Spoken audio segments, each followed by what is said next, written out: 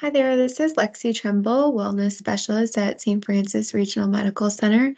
Today, for our self care teaching, we're going to go over the difference between fixed mindset and growth mindset. And we're really going to hone in on how we can change the way that we're thinking to be more of a growth mindset rather than having a fixed mindset on things. So, the difference between these two is a fixed mindset is the belief that you are born with a set amount of intelligence and ability, and that there is little to no room for growth. A growth mindset is the belief that you can improve your intelligence and ability throughout effort and hard work. This mindset is not afraid of failure.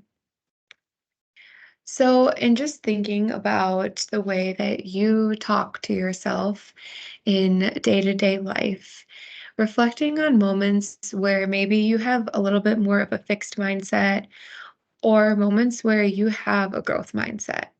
This is not always one or the other. It can be both and throughout different aspects of your life. And so just going to give a few examples of the difference between growth and fixed mindset. So, a fixed mindset is limiting. It avoids challenges, it ignores feedback, it is threatened by others' success, it desires to look smart, it gives up easily, and again, it believes that you have a fixed amount of abilities. And the growth mindset is the opposite in many of those ways. Rather than avoiding challenges, a growth mindset finds inspiration in others' successes. A growth mindset um, believes that effort is required to build new skills. A growth mindset preserves in the face of failures.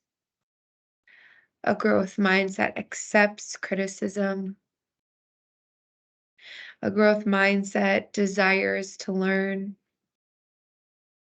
And a growth mindset builds abilities and continues to work on them.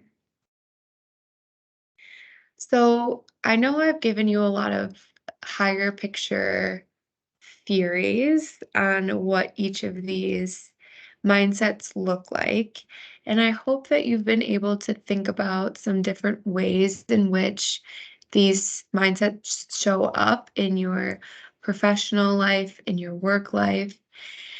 And I just urge you to sit and recognize that the first step in changing these ways that we talk to ourselves is acknowledging them.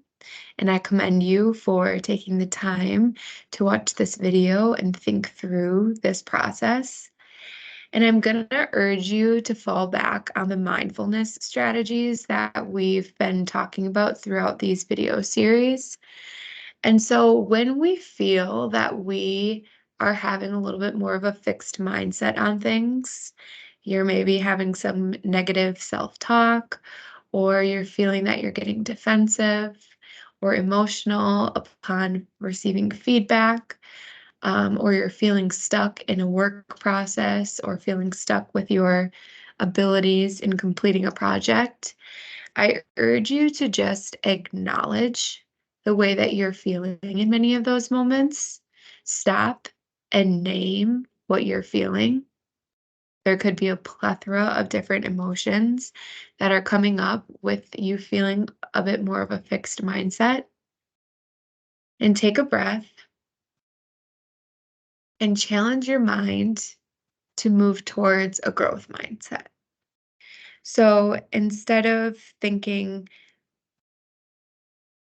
this is the best I can do, this is it, say, I can keep moving forward. Rather than saying, I can't do this, say, I can practice more, or I can learn more, or I can set up meetings to understand this process better. Instead of saying, that's it, I'm ready to give up, say, I will try another way. Rather than saying, this is too difficult, say, challenges to help me grow, or challenges are here to help me grow. Rather than saying, I'm afraid of making mistakes, say, mistakes help me to learn. Rather than, I don't understand, say, I can and will keep learning. Rather than saying, I have failed, say, I will not give up. So, these different perspectives on things that could be happening in life, mixed with the mindfulness being that moment in time which we press pause, we name what we're feeling, we take a breath, and we move forward with a growth mindset.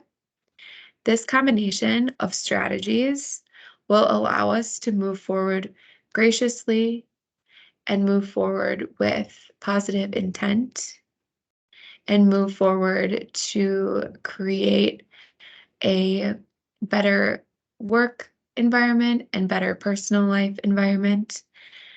Um, so I hope these teachings were helpful. I feel like I could talk about these things for hours and hours, but I'm just trying to keep it very bite-sized. If you have any um, desire to more deeply learn about this topic or any other topic, as always, feel free to reach out to me. My email is alexa.tremble@alina.com. Thank you.